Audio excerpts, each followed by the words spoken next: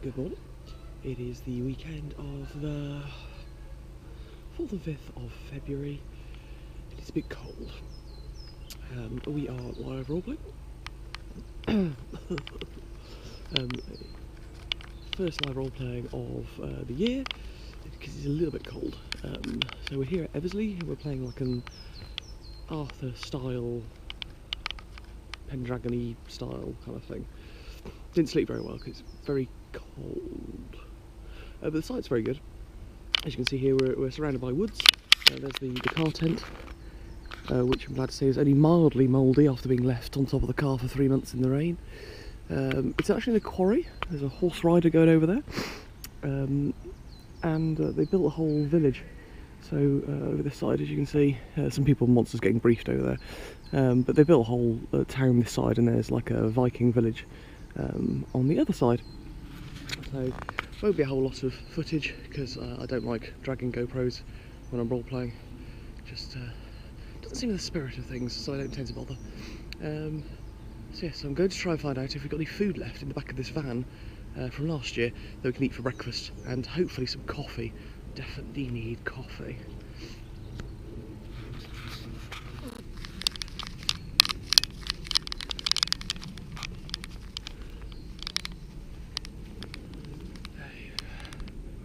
There you go, give you a little flash of that.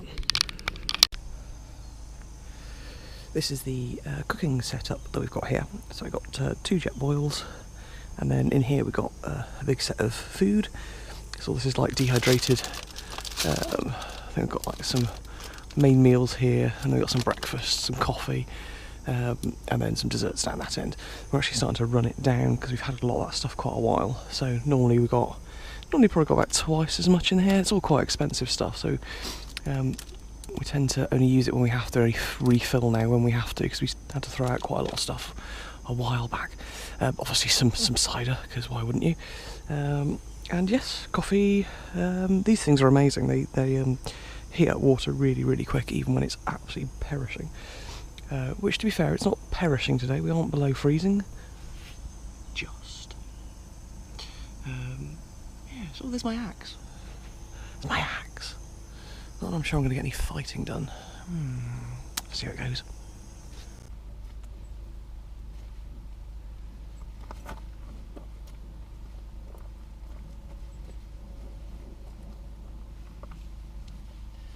I must confess, after doing the live role playing, we've basically come home, had a shower, and we've got a pizza on order.